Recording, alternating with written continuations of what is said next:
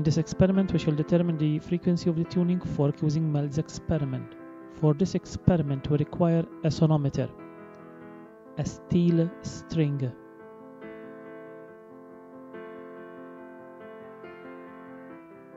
two bridges which control the length of the vibrating string, a paper rider,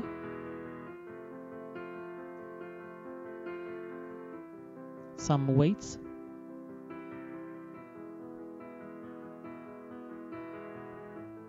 a carrier, a rubber wedge, and finally a tuning fork. We load the carrier so that there will be a total mass of 1 kilogram. This will create a tension in the string. We place a paper rider in between the two bridges, and we hit the tuning fork against the rubber wedge to set it into vibrations. We will then place the vibrating fork on one of the two bridges so that the vibrations pass onto the string. We use the other bridge to move it back and forth so that we adjust the length of the vibrating string in order for the paper rider to fly off. When we reach this point, the string will be in resonance with the tuning fork.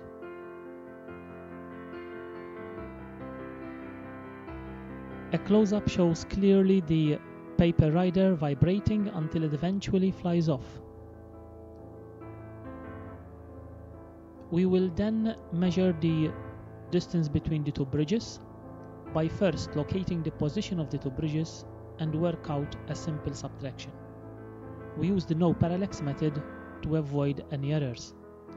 We will then repeat the experiment by increasing the weight on the carrier, which will in turn increases the tension in the string, and repeat the experiment by using the paper rider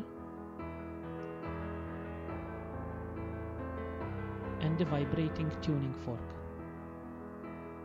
We adjust the length of the vibrating string such that the paper rider flies off.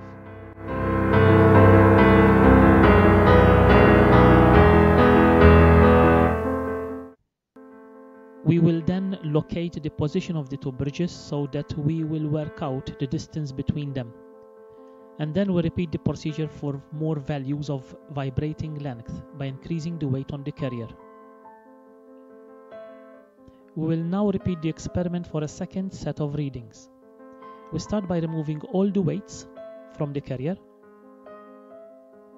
and then make sure to add up enough weights so that in total we will have 1 kilogram. The carrier itself has a mass of 0.5.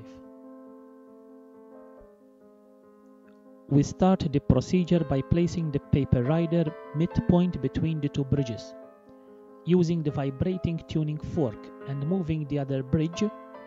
We will find the condition when the paper rider flies off. We are always forcing the string to vibrate at its fundamental frequency, so the midpoint is always an antinode.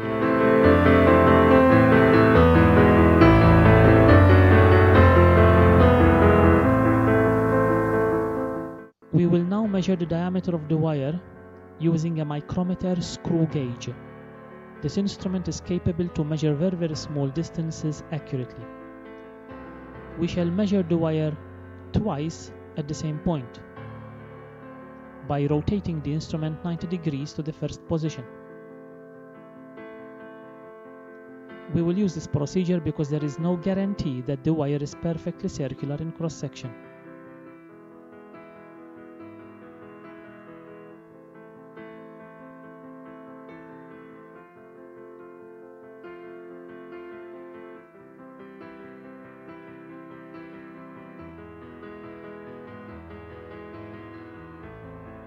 We always use the ratchet to close the instrument in order to prevent any damage to the wire.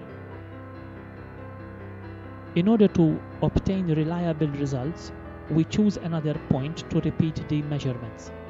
Again, we measure the diameter of the wire 2 times at a second point. We rotate the instrument 90 degrees to the first position. In total, we shall obtain 4 different readings for the diameter of the wire.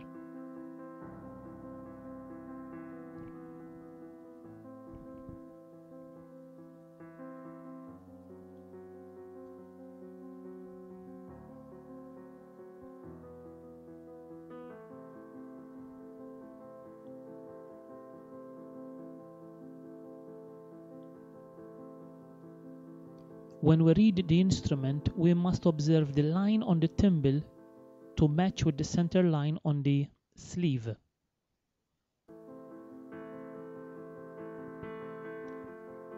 We will record all the data in the table and work out the average diameter of the wire. We will now plot a graph of L squared against M, giving us a straight line. We calculate the gradient, and we also note a very small intercept.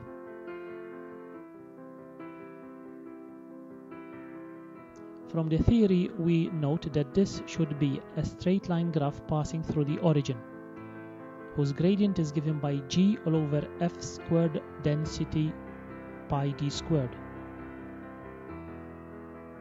So we use this information to work out the frequency of the tuning fork, and this works out to be 452 Hz. We shall now calculate the percentage error, and it works out to be 12%.